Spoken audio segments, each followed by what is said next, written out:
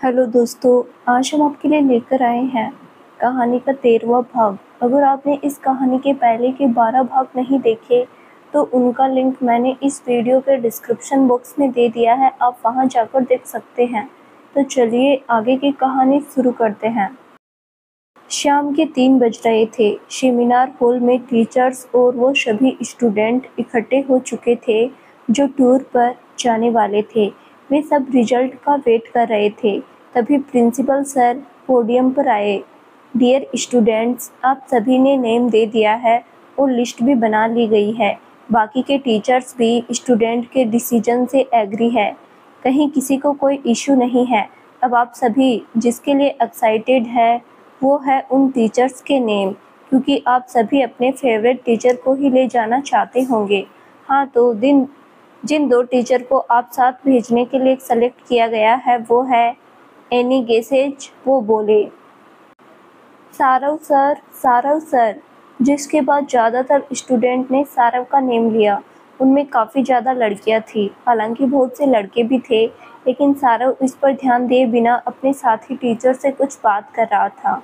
Yes, तो वो teacher है डॉक्टर सारव आहूजा। वो बोले, यस। सारे स्टूडेंट और टीचर्स क्लैपिंग करने लगे। इस दौरान सारव के चेहरे पर मुस्कान थी। हाँ, तो स्टूडेंट, हमने डिसाइड किया है कि आपके साथ मनाली टूर पर सारव और डॉक्टर किरण गुप्ता जी जाएंगे। ये टूर 25 दिसंबर को कॉलेज से जाएगा। सभी स्टूडेंट अपनी तैयारियां कर लेना और आप सब टाइम पर कॉलेज आ जाइएगा, जिससे लेट ना हो। बस यहाँ से सुबह 10 बजे रवाना होगी। It's that clear? Yes sir, सभी स्टूडेंट जोर से बोले। ओके, तो अब आप सब जा सकते हैं, उन्होंने कहा, जिसके बाद सभी वहाँ से निकलने लगे। ये Alka, give me high five. Shambhavi ने अलका की तरफ हाथ बढ़ाकर कहा, जिसके बाद उसने भी हल्की हथेली को टच किया। यस, ले, अब तो डिसाइड हो गया ना कि सारव सर जी जाएंगे। मैंने पहले ही कहा था ना। अलका भी खुश होकर बोली, यस, अब तो बड़ा मज़ा आएगा। I am so happy, Shambhavi ने कहा। मी टू।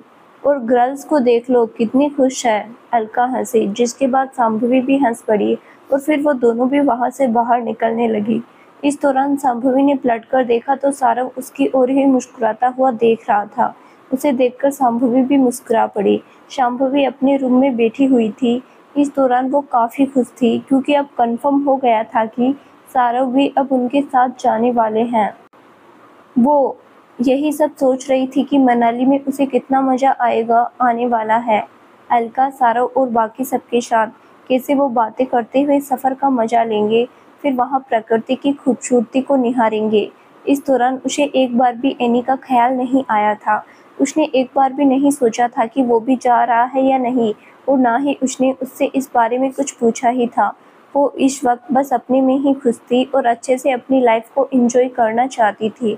वो अभी ये सब सोच ही रही थी कि तभी उसके रूम का दरवाज़ा खुला। अरे शाम्भवी, अरे आरव, तुम यहाँ? शाम्भवी खुश होते हुए बोली और खड़ी हो गई। हाँ, वो आंटी के हाथ की चाय पीनी थी ना। और क्या कर रही थी? अरे कुछ नहीं, आओ बैठो ना। अरे मैं तो तुम्हें बुलाने आया था, बाहर बैठते हैं ना, आंटी भी साथ में ज्वाइन कर लेगी हमें। ओके, उसने कहा और फिर दोनों बाहर लिविंग रूम में आ गए। इस दौरान शाम्भवी की माँ चाय बना रही थी। हाँ, तो क्या बात है, बड़ी खुश लग रही हो, आरव ने पूछा। हाँ, खुश क्यों नहीं होगी, आखिर घूमने जो जा रही हूँ।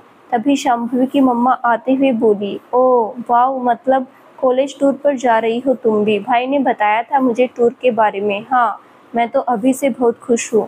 हाँ, तो फिर क्या प्लान है? देखो, मैं पहले बोल रहा हूँ, मुझे पिक्स चाहिए अच्छी अच्छी। प्लीज़ यार, तुम भाई की भी पिक्स लेकर भेज देना, वो क्लिक ही नहीं करते कभी। और तुम मुझे वीडियो कॉल भी करना वहाँ से। ओके पक्का। और तुम टेंशन मत लो, सर की ऐसी वैसी पिक्स लूँगी मैं कि देखते ही रह जाओगे। टूर से ज़्यादा तो मैं सारवा शोर के मज़े लेने के लिए एक्साइटेड हूँ। ये टूर तो उन्हें याद रहेगा, ज़िंदगी भर, देख लेना। वो हंसते हुए बोली, शर्म नहीं आती तुझे? अपने सर के मज़े लेने हैं, बड़ी आई।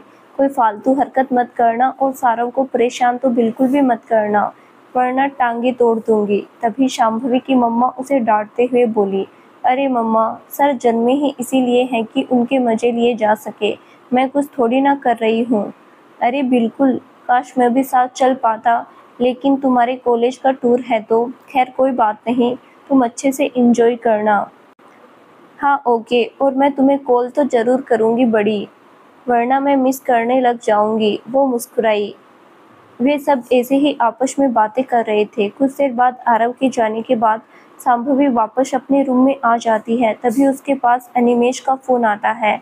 हेलो, वो कॉल रिसीव करके बोली। हाँ गुड इवनिंग, क्या कर रही हो? अरे कुछ खास नहीं, अभी आरव आया था तो उससे बात कर रही थी और अभी तो रूम में आई हूँ। ओह आरव? हाँ क्या हुआ? वो नॉर्मल होकर ही बात कर रही थी। कुछ नहीं, एक्चुअली एक बात पूछ रहा था मैं। एनी बोला। हाँ पूछो। तुम जा रही हो मनाली? हाँ बिल्कुल। क्यों? क्यों का क्या मतलब है? मेरा मन है, मैं पहले कभी गई भी नहीं हूँ, तो सीधी सी बात है, अब जब चांस मिल रहा है तो क्यों नहीं जाऊँगी।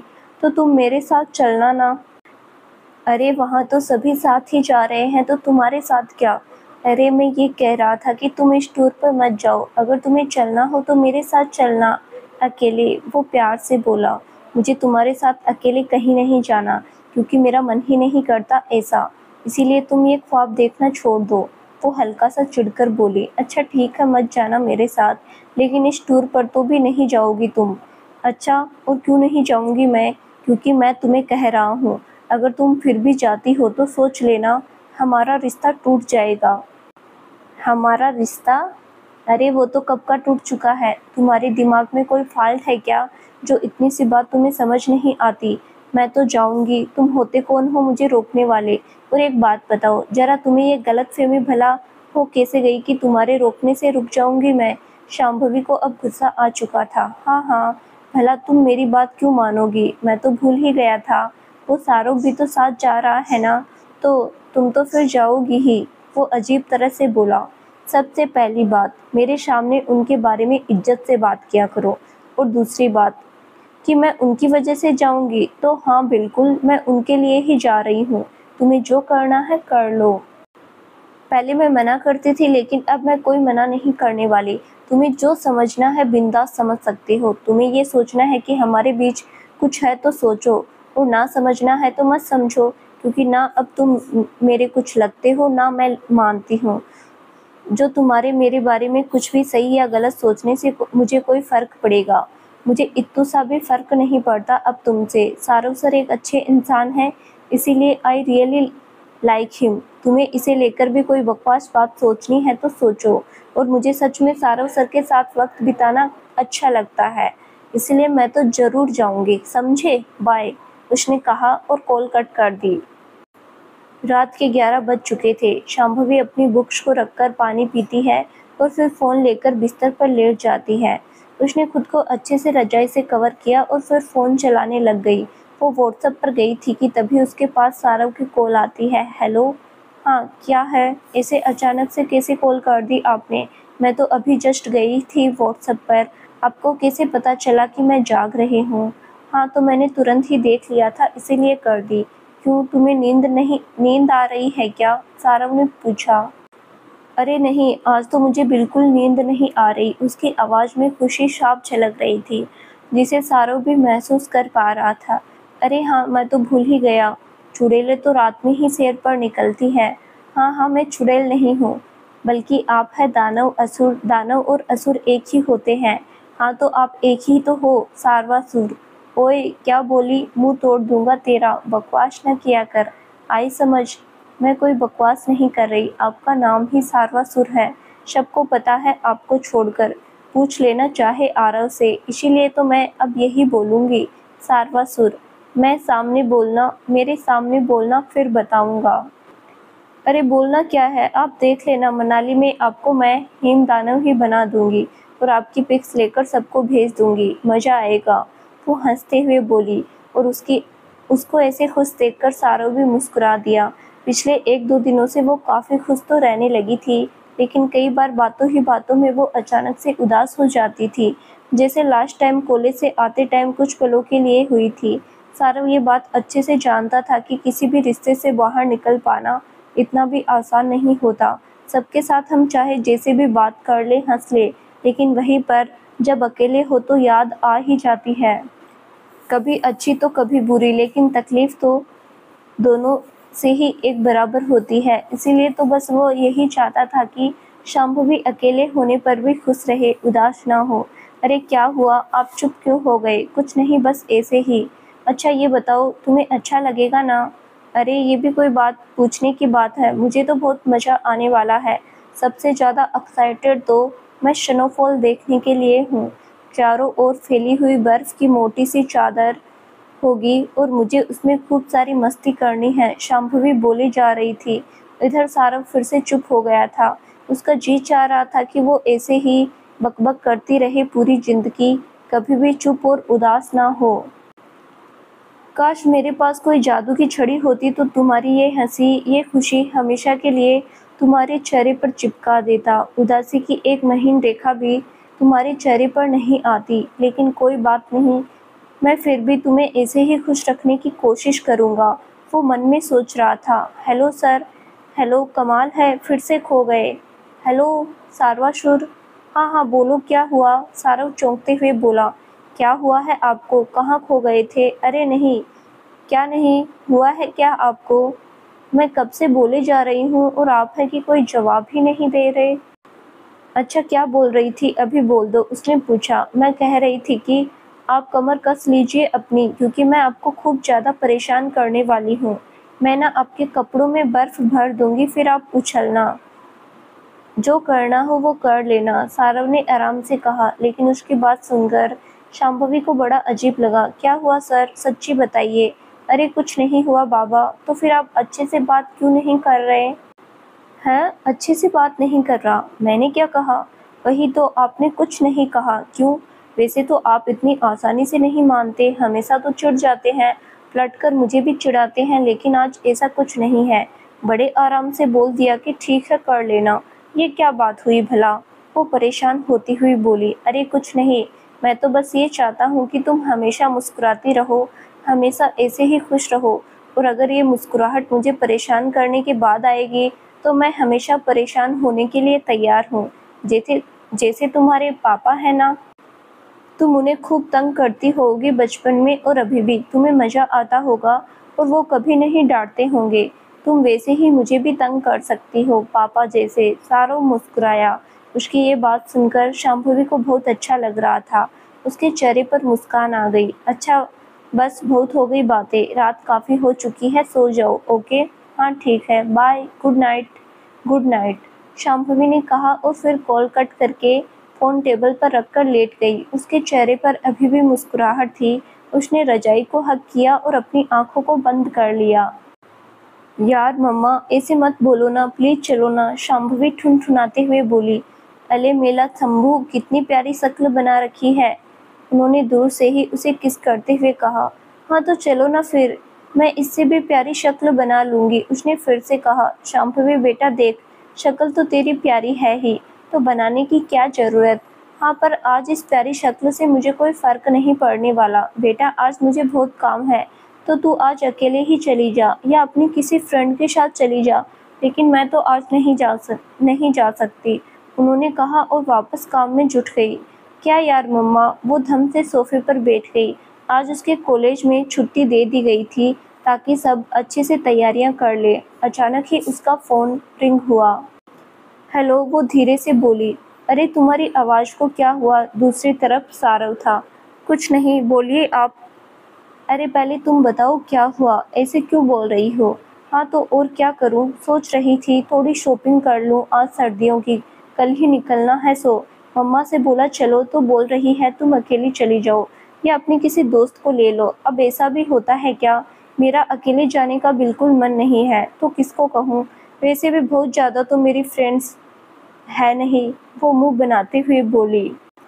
अरे सारू बेटा, नौटंकी है ये। यहाँ लड़कियाँ अकेले घूमने के लिए तैयार रहती है और इसे आफत आ रही है। अब इनके चक्कर में कोई और भी अपना काम बंद करे। तभी उसकी माँ जोर से बोली, क्योंकि फ़ोन इसकी स्पीकर पर ही था। अरे सही कहा आंटी, किसी के टाइम की कोई वैल्यू ही नहीं है इसे, जैसे सब इसकी तरह फ्री ही रहते हैं। सारव ने उनसे कहा। अरे अरे, ये क्या बात हुई? मैंने तो इसीलिए हेड फ्री किया था कि आप मम्मा को समझाएंगे, लेकिन आप तो उल्टा मुझे ही बोल रहे हैं। ठीक है, अब सब लोग अमेरिका के राष्ट्रपति बन गए हैं ना, तो रखो। आप सब अपना टाइम बचाकर अब अपॉइंटमेंट लेने पर ही देना। कोई बात नहीं, मुझे भी नहीं जाना कहीं, मैं भी जा रही हूँ पढ़ाई करने। अरे अरे अरे, मैं तो बस मजाक कर रहा था, गुस्सा मत करो। मैं हूँ ना तेरी सहेली, मैं चलता हूँ तेरे साथ शॉपिंग करवाने। आंटी मैं ले जाऊँ क्या? सारंग हंसकर बोला।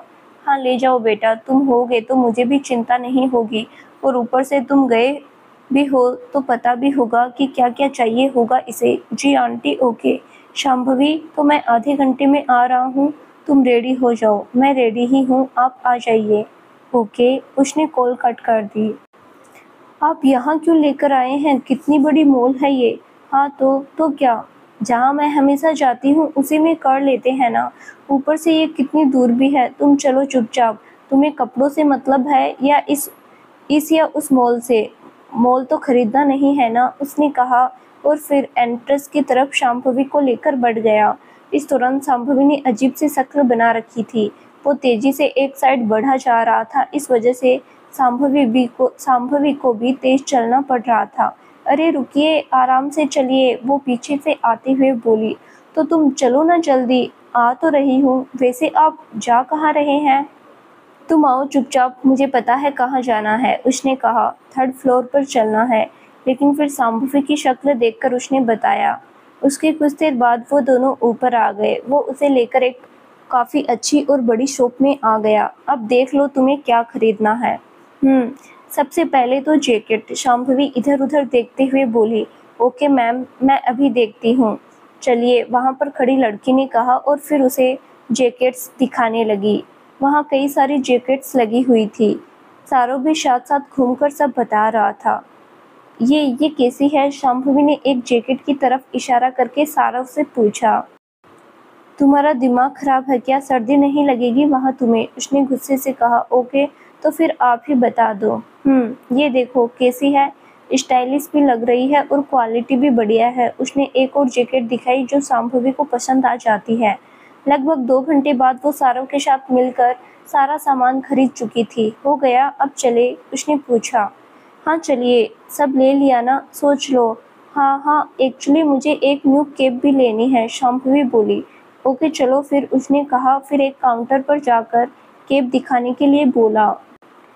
वो फिर से फैंसी कैप ही देखने लग जाती है, और ये देखकर सारव को गुस्सा आने लगता है, क्योंकि वो तब से यही कर रही थी। शांभवी, तुम्हें ना अपना थप्पड़ लगा दूंगा कसम से। क्यों, क्या है ये? तुम्हें समझ नहीं आता? सर्दी होगी वहाँ, और तुम ये कैप जो देख रही हो वो कितनी हल्की है, बस दिखने में ही अच्छी है, समझी? उसने डांटते हुए कहा। आपके साथ मैं अब कभी नहीं आऊँगी, परेशान कर देते हैं आप। शांभवी ने मुंह बना लिया। हाँ ठीक है, मत आना मैम, आप इसकी छोड़िए, जैसी कैप मैं बोल रहा हूँ वैसी दिखाइए। जी सर। उसके बाद वो उसे दूसरी कैप दिखाने लगती है। फिर वो एक गोल कैप शांभवी के सिर पर पहनाता है और उसे सामने लगे मिरर की तरफ घुमाकर कहता है, देखो इसमें कितनी अच्छी लग रही हो, इसे अच्छा कहते हैं। सर आप कुछ भी मत बोलिए, आई नो आप मुझसे बदला ले रहे हैं आपको परेशान करने का, उसने मुंह बनाया। अरे पागल हो क्या, तुम सच में बहुत क्यूट लग रही हो, बिल्कुल सच्ची, देखो तो सही, उसने प्यार से कहा। लेकिन शांभवी वाकई उतनी अच्छी नहीं लग रही थी उस कैप में।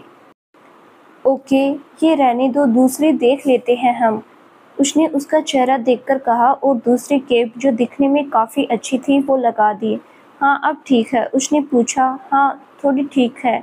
ओके पैक कर दीजिए। वहाँ से लौटते लौटते हल्की शाम हो चुकी थी। सर्दी भी अब काफ़ी पड़ने लगी थी। हालांकि गाड़ी के भीतर एसी चलने के कारण इतनी ठंड नहीं लग रही थी। सारव ने एक नज़र शांभवी की तरफ देखा जो एकदम चुपचाप बैठी थी। सारव ने आगे देखा और फिर साइड में गाड़ी रोक ली। क्या हुआ, तुम उदास क्यों लग रही हो? अरे नहीं सर, वो मैं तो बस कुछ सोच रही थी। क्या? पता है सर, आज पहली बार किसी ने मुझे बकवास लगने पर भी कहा था कि मैं अच्छी लग रही हूँ। वो मुस्कुराई। हाँ तो तुम सच में सुंदर लग रही थी, अभी भी लग रही हो, और उस वक्त तुम वाकई बहुत क्यूट लग रही थी। एक्चुअली तुम हो, तो इसीलिए तुम कुछ भी कैरी करो क्यूट ही लगोगी। जैसे छोटे बच्चे मिट्टी में सने होने पर भी प्यारे लगते हैं ना, वैसे ही, बकवास नहीं, सारव ने प्यार से कहा, जिसके बाद उसे अनिमेष की याद आ गई। आपको पता है वो कहता था जब भी मैं ऐसी कैप पहनती कि यार तुम ना बाकी गर्ल्स की तरह पहना करो ना, कलरफुल अलग अलग डिजाइन की, ये तुम पर अच्छी नहीं लगती। शांभवी इतना मत सोचो ना, देखो मैं तुम्हें रोक नहीं रहा, वैसी कैप पहनने को तुम पहन सकती हो, लेकिन सबसे ज़्यादा ज़रूरी तो ये है ना कि तुम्हें ठंड नहीं लगनी चाहिए, और वहाँ का मौसम कोई दिल्ली जैसा तो है नहीं, तो अब ध्यान तो रखना पड़ेगा ना। अच्छा अब छोड़ो उस बात को, घर चलते हैं, आंटी को भी दिखाते हैं, इस्माइल करो, उनका इतना खर्चा जो करवा के आई हो, उसने प्यार से कहा, जिसके बाद धीरे से शांभवी मुस्कुरा दी। सारव और शांभवी शांभवी के घर पहुंच चुके थे। इस दौरान उसके पापा भी घर आ चुके थे। शांभवी की मम्मा उन सबके लिए चाय लेकर आती है, जिसके बाद वे सब चाय पीने लगते हैं। इस दौरान शांभवी उन्हें सब सामान दिखाती है जो वो लेकर आई थी। उन्हें भी सब काफ़ी अच्छा लगता है। सारो बेटा, अच्छा किया जो तुम चले गए थे इसके साथ, वरना ये तो सच में मुझे परेशान ही कर देती। तुमने सब अच्छे से दिला भी दिया, वरना ये अकेले जाती तो पता नहीं क्या उलूल-जुलूल चीज़ें लेकर आती, पैसे सारे दे आती, लेकिन ढंग की चीज़ एक न लाती। उन्होंने सारस से कहा, अरे आंटी, इसने तो मुझे भी परेशान कर दिया था। मतलब क्या ही कहूँ सच्ची, ये लड़कियां ना फैशन के चक्कर में खुद का बिल्कुल ध्यान नहीं रखती, और ये भी वही कर रही थी। फिर वहाँ कांपती, बर्फ में मजे करने हैं इनको, बाहर ही नहीं निकल पाती। अब तो बस कीजिए आप, और कितना सुनाएंगे। शांभवी ने मुंह बनाया, हाँ तो तुम्हारे ही काम है सुनाने वाले, ये लेना है वो लेना है, जैसे फैंसी ड्रेस कंपटीशन में जा रही हो ना। उसने डांटा, और आप तो जो मुझे कार्टून बना रहे थे उसका क्या, तुम्हें बनाने की ज़रूरत क्या है। वो हल्का सा हंसा, मैं कोई कार्टून नहीं हूँ, वो आपने चश्मा उतार कर रख दिया है ना, इसीलिए कुछ साफ नहीं दिख रहा। मेरी आंखें एकदम सही सलामत है समझी, ऐसा ही नहीं होता तो तुम्हारी हरकतें कैसे पता चलती। आप ना बेकार है, मुझे बात ही नहीं करनी आपसे। उसने मुंह बना लिया। अच्छा बेटा छोड़ो, ये बताओ कि कल कितने बजे निकलोगे तुम सब। तभी शांभवी के पापा ने सारव से पूछा। हाँ अंकल, कल 10 बजे के लगभग निकलेंगे यहाँ से।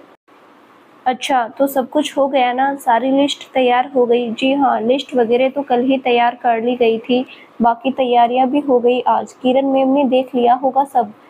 अब बस कल टाइम पर निकलना होगा, उसने बताया। अच्छा बेटा, वैसे तो वहाँ सभी जा रहे हैं, लेकिन मैं सबको नहीं जानता, इसीलिए तुमसे कह रहा हूँ, प्लीज शांभवी का ध्यान रखना। तुम्हें तो पता है बच्ची है, बिल्कुल समझदारी नहीं है, ना ही खुद का ध्यान रखती है।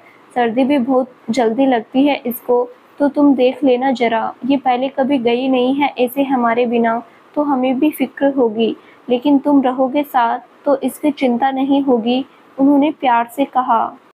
अरे अंकल, आप टेंशन मत लीजिए, हम जा ही इसीलिए रहे हैं ताकि सबका ध्यान रख सके, और इसका तो मैं स्पेशली ध्यान रख लूँगा, क्योंकि मुझे भी पता है इसको अक्ल नाम की चीज़ तो भगवान जी ने दी ही नहीं है, तो मैं देख लूँगा, उसने शांभवी की तरफ देखते हुए कहा। इस दौरान शांभवी उसे खा जाने वाली नज़रों से घूर रही थी। क्या है, ऐसे क्या देख रही हो? कुछ नहीं। अब जब लोग दूसरों के हिस्से की चीज़ें पहले ही छीन कर भाग जाएंगे, तो सबको उनकी चीज़ें जैसे मिलेगी। मेरे हिस्से की अक्ल तो आप पहले ही ले आए, फिर मुझे कैसे मिल सकती थी भला? तो आपके ही कर्म है तो भुगतिए, संभालना तो होगा ही। वो बोली, अंकल आप ज़्यादा मत सोचिए, मैं साथ ही रहूँगा और अच्छे से ध्यान रखूँगा इसका।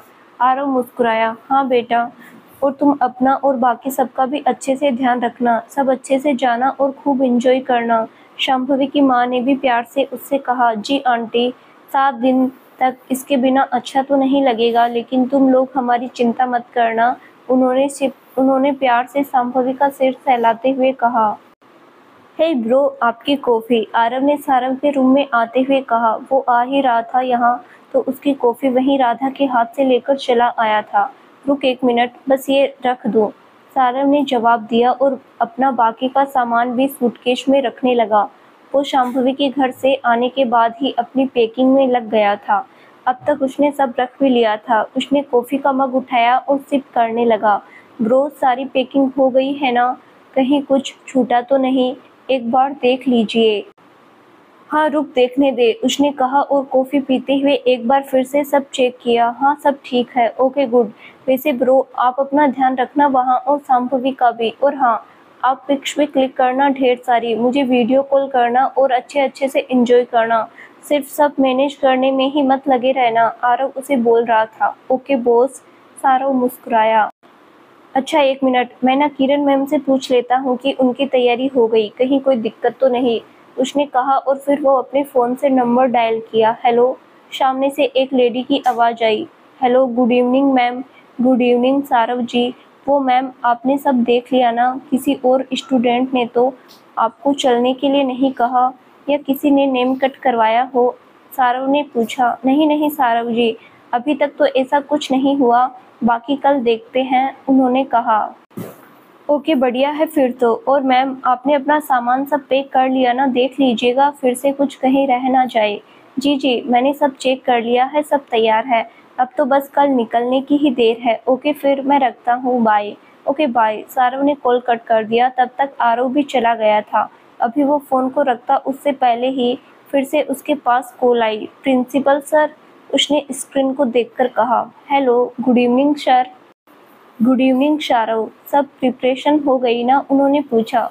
जी सर, सब फाइनल है, मैंने किरण मैम से भी बात कर ली, उनकी साइड से भी सब ओके है, उसने बताया। ओ ग्रेट। जी सर, वैसे सर, आपने बस और होटल या गेस्ट हाउस को देख लिया ना? हाँ, सब बुक हो गया है, मैं आपको उनके कॉन्टैक्ट्स भी सेंड कर देता हूँ अभी। और सुनिए, कल आप जल्दी आ जाना, मतलब 8 बजे के लगभग। बाकी टीचर्स भी आएंगे और हम सब आप सबको बाय बोलकर वापस आ जाएंगे। बस भी सुबह 9 बजे कॉलेज आ जाएगी। ओके? ओ ओके सर, ठीक है रखता हूँ, उन्होंने कहा और कॉल कट कर दी। हाँ, तो सब कुछ हो गया है। अब एक काम करता हूँ, शांभवी से भी पूछ लेता हूँ कि उसकी पैकिंग हुई है या नहीं। उसने सोचा और फिर शांभवी को कॉल लगा दी। हेलो, शांभवी उधर से कॉल रिसीव करके बोली। हाँ, तुमने सारा सामान रख लिया है ना? उसने पूछा। सर एक बात बताइए, आप मुझे बुद्धू समझते हैं क्या? इसमें समझने वाली कौन सी बात है, ऑलरेडी हो। सर, मैंने कुछ पूछा है, उसने कहा। हाँ, रख लिया है सब, उसने मुंह बनाकर कहा। अरे ऐसे कैसे? चलो अपना सूटकेस ओपन करो और एक एक चीज बताओ कि क्या क्या रखा है। क्या आफत है, आप ना सच्ची। शांभवी, बता रही हूँ, रुकिए। उसके बाद वो सूटकेस ओपन करके सारी चीजें शारव को बताने लगती है। इस दौरान बीच में उसके पास एनी की कॉल आती है, लेकिन वो कट कर देती है। वो फिर से उसे कॉल करता है पर शांभवी रिसीव नहीं करती। हाँ, तो अब देख लिया ना आपने, सब है ना? अच्छा, और ग्लव्स कौन रखेगा? तुम्हारे पापा, सारव ने डांटा। ओहो सॉरी सॉरी, रख रही हूँ। वो दिखे नहीं थे ना सामने, इसीलिए। बहाने मत बनाओ, जल्दी रखो। रख रही हूँ, आप डांटा मत कीजिए इतना, कहकर वो ग्लव्स रखने लग जाती है। इस दौरान एनी उसे बार बार कॉल कर रहा था, लेकिन उसे कोई मतलब नहीं था उससे। वो आराम से सारव से बात कर रही थी। हालांकि उसने अनिमेश को मैसेज कर दिया था कि मुझे दोबारा कॉल मत करना, मैं तुमसे कोई बात नहीं करना चाहती। यार रैनी, बस इतनी ही पिएगा क्या? एक पैक और ले लेना, अनिमेश के एक दोस्त ने कहा। हाँ तो डालना यार, मैंने कब मना किया, उसने कहा। वो इस दौरान काफ़ी परेशान था। इस वक्त वो अपने दोस्तों के साथ बार में बैठा शराब पी रहा था। यार भाई, क्या हुआ है बताना, तेरे और संभवी के बीच अभी भी गड़बड़ चल रही है क्या? उसके दोस्त ने पूछा। हाँ यार, वही सब जो मैंने बताया था तुझे। मतलब वो अभी भी नहीं मानी? और वो क्या नाम बताया था? हाँ सारव, वो अभी भी उसके साथ ही बिजी रहती है। हाँ यार, वो साला ही तो है इस सब की जड़, पता नहीं कहाँ से आ गया। उसका तो कुछ नहीं कर सकता फिलहाल, लेकिन ये भी मेरे कंट्रोल में नहीं रहती। कितनी बार सॉरी बोला, प्यार से बात करने की कोशिश की, लेकिन बात ही नहीं करती साली। और करती है तो हर बात का टेढ़ा जवाब। मन तो करता है अकेले में मिले तो सिर दीवार से लड़ा दूं। अनिमेश गुस्से से बोला। ओ भाई सुन एक बात, अगर घी सीधी अंगुली से ना निकले तो अंगुली टेढ़ी करनी पड़ती है, उसका दोस्त बोला। मतलब क्या है तुम्हारा? कहना क्या चाहते हो तुम? साफ साफ बताओ, एनी ने उससे पूछा। अच्छा मैं बताता हूँ, लेकिन तुम शायद वो काम करना ना चाहो, वो बाद में देखेंगे, तुम पहले बताओ मुझे, एनी ने फिर से पूछा। इस दौरान उसका दोस्त गौर से उसे देख रहा था। अनिमेश अपने दोस्त का प्लान सुनकर चुप हो गया। इस दौरान उसका दोस्त उसका चेहरा देख रहा था। उनके बीच अब शांति पसरी हुई थी। जब काफ़ी देर तक वो कुछ नहीं बोला तो फिर से उसके दोस्त ने उससे पूछा, क्या हुआ भाई, आइडिया अच्छा नहीं लगा क्या? अरे नहीं यार, आइडिया तो बढ़िया है, लेकिन अभी मैं ये करना नहीं चाहता। मुझे थोड़ा सोचना पड़ेगा, क्योंकि मुझे अभी ये ठीक नहीं लग रहा। फिलहाल के लिए, अनिमेष सोचते हुए बोला। क्यों, ऐसा क्या है इसमें? अभी क्यों अच्छा नहीं लग रहा? उसके दोस्त ने फिर से पूछा। यार, मुझे ऐसा लगता है कि अभी राइट टाइम नहीं है इस प्लान को एग्जीक्यूट करने का। मेरे हिसाब से थोड़ा इंतज़ार करना चाहिए। अभी ये ठीक नहीं है, उसने जवाब दिया। भाई देख, तू ना ज़्यादा मत सोच। पता है तुझे, मेरी गर्लफ्रेंड भी पहले ऐसे ही नाटक करती थी। आखिरकार मैंने जब ये सब किया तो अपने आप ही लाइन पर आ गई साली। और अब देख, एकदम सही चल रही है, कहीं कोई दिक्कत नहीं है। ये लड़कियां ना होती ही इसी लायक है। इसीलिए मेरी मान, तू भी देर मत कर, सब सही होगा। उसका दोस्त मुस्कुराया। ठीक है, देखता हूँ, अभी छोड़ इसे, दारू का मजा लेते हैं पहले, एनी ने कहा, जिसके बाद वो तीनों फिर से शराब पीने लगे। रात के करीब 10 बज रहे थे। शांभवी को कल की खुशी में नींद नहीं आ रही थी। वो बार बार वही सब सोच रही थी। कुछ देर बाद वो व्हाट्सएप पर गई कि अगले ही मिनट उसके पास मैसेज आया। सारव सर, वो बुदबुदाई। सो जाओ जल्दी, वरना लेट हो जाओगी कल और अच्छे से एंजॉय भी नहीं कर पाओगी अगर नींद पूरी नहीं हुई। जब नींद ही नहीं आ रही तो क्या करूं? उसने रिप्लाई किया। अरे तो कोशिश तो करो, आ जाएगी कुछ देर में। फिर से सारव का मैसेज आया। कोशिश ही कर रही थी पिछले 1 घंटे से, लेकिन कई बार कोशिश करने वालों की भी हार हो जाती है। उसके चेहरे पर इस्माइल आ गई थी। तुम ना बकवास करवा लो चाहे जितनी तुमसे। बड़ी आई। अरे मैं तो ये सोचकर खुश हूँ कि कल बस में भी कितना मजा आएगा। मतलब इतना लंबा सफर और उस पर इतने सारे लोग एक साथ। वाओ, हंसते गाते बातें करते हुए जाएंगे। हाँ हाँ, बिल्कुल जाना, नाचने में लग जाना और ज़्यादा मज़ा आएगा फिर। मैं क्यों नाचूंगी? हाँ, वनों में रहने वाले प्राणी, आई मीन असुर लोग भले ही बस में उछलने लग जाए। वो यह कहकर हंसने लगती है। मतलब तुम पक्का नाचोगी, क्योंकि राक्षसी से कम तो हो नहीं ना तुम। हाँ हाँ, आप ना कुछ भी मत बोलिए, मैं एंजल हूँ, राक्षसी नहीं। आप है असुर, शार्वासुर। आप ही अपने सींग हिला हिलाकर नाचेंगे। और सच्ची बताऊं, अगर मेरा बस चले ना तो आपको स्वर्गलोक की अप्सरा रंभा की तरह नचवाऊं। अरे रंभा क्या, आपका खुद का नेम ही अच्छा है। सारवी, अप्सरा सारवी। चुप कर, बड़ी आई सारवी। वैसे कोई ना बढ़िया है। सपने देखो, सपने, कोई जीएसटी नहीं है इस पर। अरे सपने नहीं आने वाले, हकीकत है। आप पक्का उछलेंगे सीट से? नहीं उछलूंगा। उछलेंगे नहीं, क्योंकि मैं तुम लोगों के साथ जा ही नहीं रहा। उसने मुस्कुराते हुए टाइप किया। मतलब मैं तुम लोगों के साथ नहीं, बल्कि अपने कार से जाऊंगा मनाली। क्या? 1 मिनट। उसने मैसेज किया और तुरंत उसके पास कॉल लगा दी। क्या हुआ, लगा ना झटका? सारंग हंसते हुए बोला। मतलब आप मुझे परेशान कर रहे थे? नॉप। तो फिर हंस क्यों रहे हैं ऐसे? शांभवी ने पूछा। हंसी मुझे तुम्हारी हालत पर आ रही है। हाय, क्या क्या सपने सजाए थे सारवासुर को परेशान करने के लिए, लेकिन सब चकनाचूर हो गए। अब मैं तो असुर हूं ना, सारवासुर तो काम भी तो असुरों वाले ही होंगे। वो और जोर से हंसने लगा। आप कुछ भी मत बोलिए, आप साथ ही चल रहे हैं ना? सच्ची बताइए, शांभवी परेशान होती हुई बोली। ना, बिल्कुल नहीं। पर क्यों? अरे मैं नेचर लवर हूँ तो आराम से अकेला नेचर का आनंद लेते हुए जाऊंगा, कोई डिस्टर्ब नहीं करेगा। सारव मुस्कुरा रहा था, लेकिन शांभवी के चेहरे पर हवाइयाँ उड़ी हुई थी। सर प्लीज, आप भी हमारे साथ ही चलिए ना प्लीज। अकेले तो आप पहले भी जा चुके हैं, इस बार हमारे साथ चलिए ना प्लीज, उसने रिक्वेस्ट की। ना, पहले भी गया हूँ, इसीलिए तो पता है कि अकेले ज़्यादा अच्छा लगता है। वो आराम से बोला। अच्छा, तो एक काम कीजिए, आप मुझे भी अपने साथ ले लीजिएगा, वो धीरे से बोली। अरे पागल हो क्या? तुम्हें अकेले लेकर जाऊंगा तो सब गलत नहीं सोचेंगे? नहीं नहीं, तुम्हें नहीं ले जा सकता मैं अपने साथ। हाँ तो आप मुझे अकेले नहीं, बल्कि हमारा ग्रुप होगा पूरा 4-5 लोगों का, सबको ले लेना। नहीं, तुम सब लड़कियों को लेकर जाऊंगा तो प्रिंसिपल सर मुझे बोलेंगे। मैं किसी को नहीं ले जाऊंगा, सिर्फ अकेले जाऊंगा। तुम लोग आना आराम से, बस मैं किरण मैम के साथ।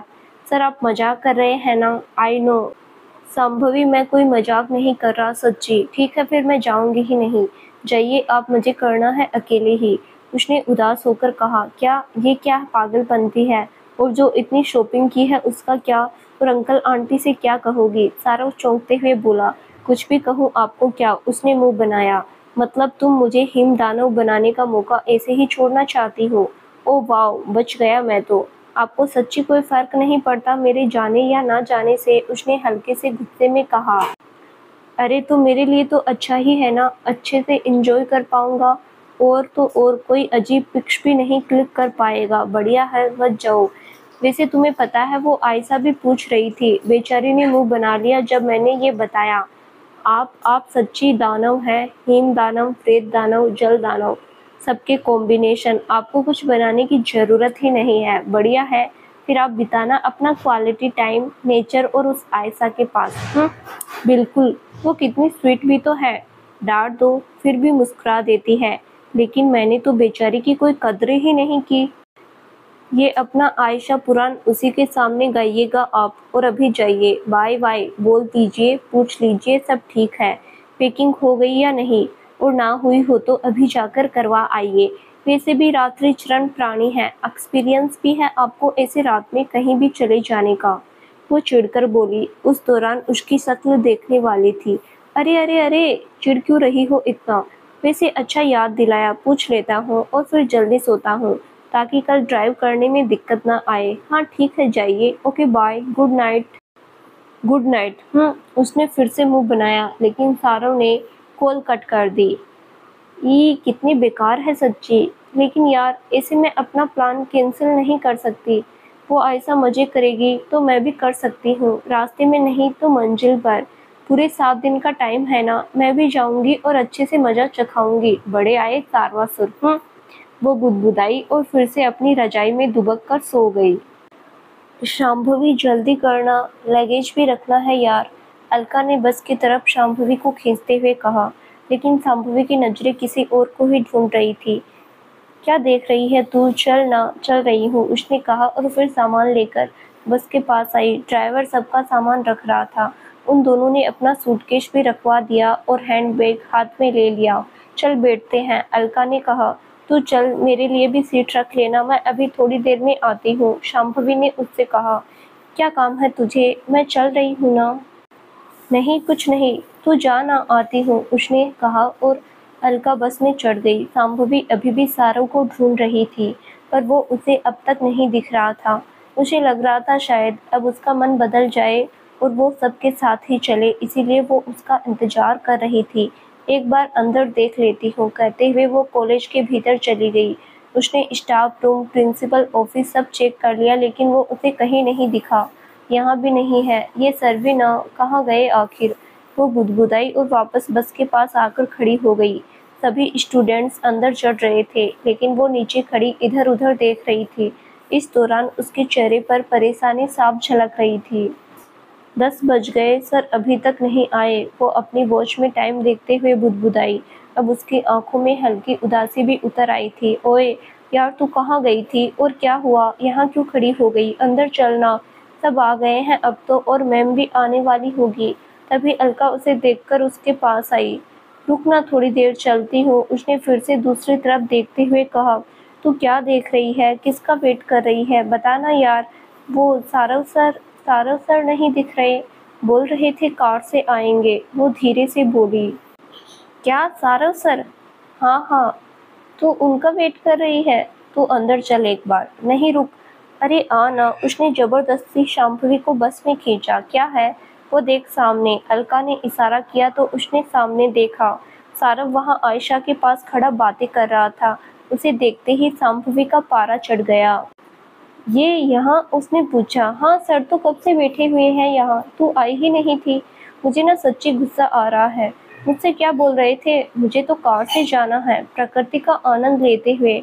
और मैं कल से परेशान हूँ, ढंग से नींद तक नहीं आई। और ये दानव कहीं के। लेकिन बदला तो मैं लेकर रहूंगी, वो धीमी आवाज में बुदबुदाई और फिर राख कर देने वाली नजरों से सारव को घूरते हुए अलका के साथ अपनी सीट पर आकर बैठ गई। सारव भी उसे देखकर मन ही मन हंस रहा था। आयशा, पता है कुछ लोग ना मेरे सामने बड़ा शेर बनते हैं लेकिन उन्हें पता नहीं होता कि मैं सवा शेर हूँ। सारव ने शांभवी की ओर देखा। अरे सर, आप सवा शेर नहीं बल्कि 125 शेर के बराबर है, आयशा बोली, जिसके बाद शांभवी और ज्यादा चिढ़ गई। उसे अच्छे से पता था कि वो उसे ही सुना रहा है। उसने एक नज़र उन दोनों की ओर देखा, फिर मुंह घुमा लिया। वैसे तो बड़ा बोलते हैं, मुझे आयशा पसंद नहीं है, और अब देखो कैसे उसी के साथ दांत फाड़ रहे हैं, दोगले इंसान। मैं तो आज बात ही नहीं करूंगी, अपनी प्यारी स्टूडेंट के साथ ही बिताए। उसने मुंह बनाया। सारव तिरछी नजरों से उसे देख रहा था और उसके एक्सप्रेशन देखकर उसे हंसी आ रही थी। नहीं, अब बहुत हुआ, अब बात करनी चाहिए वरना नाराज हो जाएगी, उसने मन में सोचा और फिर शांभवी के पास आ गया। शांभवी उसे देखकर बाहर देखने लगी। अरे शांभवी, तुम इतना लेट क्यों आई, क्या हो गया था? उसने अपनी हंसी दबाते हुए पूछा, लेकिन उसने कोई जवाब नहीं दिया। वो एक्चुअली सर, शांभवी तो अलका बताती उससे पहले ही शांभवी ने उसका मुंह पकड़ लिया। आ रही थी, बस किरण मैम का वेट कर रही थी, क्योंकि मैं यहाँ बैठकर बोर नहीं होना चाहती थी। ओ अच्छा, सारव ने सिर हिलाया, हालांकि वो सब अच्छे से जानता था। अरे सारव जी सुनिए, यहाँ आइए जरा। तभी किरण मैम की आवाज़ आई। वो अभी अभी आई थी और उनके साथ ही प्रिंसिपल सर भी थे। जी मैम बोलिए। सारव उनके पास चला गया। हेलो स्टूडेंट, आई होप आप सब खूब इंजॉय करोगे, लेकिन आप सभी वहाँ कोई भी ऐसी गलती मत करना जिससे आपके टीचर्स को परेशानी हो। Okay, have a nice trip, bye. Principal sir मुस्कुराए। थैंक यू सर, सबने कहा, जिसके बाद प्रिंसिपल सर नीचे उतर गए। वेल स्टूडेंट्स, एक बार आप अटेंडेंस दे दीजिए, उसके बाद बस यहाँ से चल देगी, किरण मैम बोली। लाइए मैम, मैं ले लेता हूँ। उसके बाद वो अटेंडेंस लेने लगा। वो बारी बारी से सबका नाम बुला रहा था। तभी एक नाम पर वो रुक गया, अनिमेष बाथम। उसने चारों ओर देखा, लेकिन वो कहीं नहीं था। तब शांभवी का ध्यान भी इस बात पर गया कि अनिमेष वहाँ नहीं था। सर, वो तो आज कॉलेज ही नहीं आया, वो नहीं आएगा शायद। तभी एक लड़के ने बताया। ओ ओके, सारव ने उसे अब्सेंट दिखा दिया। कितना इरिस्पॉन्सिबल स्टूडेंट है, इन्फॉर्म तो करना चाहिए था कम से कम, किरण मैम बड़बड़ाई। उससे तो और उम्मीद भी क्या की जा सकती है। खैर बढ़िया ही है, नहीं आया। सारव जी, आपने कुछ कहा? नहीं नहीं मैम, कुछ नहीं। ओके, तो रमेश जी चलिए, उसने ड्राइवर को बोला, जिसके बाद उसने बस स्टार्ट कर दी। ये वाह, सारे स्टूडेंट चिल्ला पड़े, जिसके बाद उनके चेहरे पर भी मुस्कुराहट आ गई। तभी शांभवी के फ़ोन पर मैसेजेस के नोटिफिकेशन आए। उसने चेक किया तो एनी के कुछ मैसेजेस थे, जिन्हें देखकर वो परेशान हो गई। तो दोस्तों, आखिर ऐसे क्या मैसेज किए थे एनी ने, जिसकी वजह से शांभवी परेशान हो गई? जानने के लिए इस कहानी का अगला भाग जरूर देखें, जो बहुत जल्द ही इस चैनल पर प्रसारित किया जाएगा। धन्यवाद।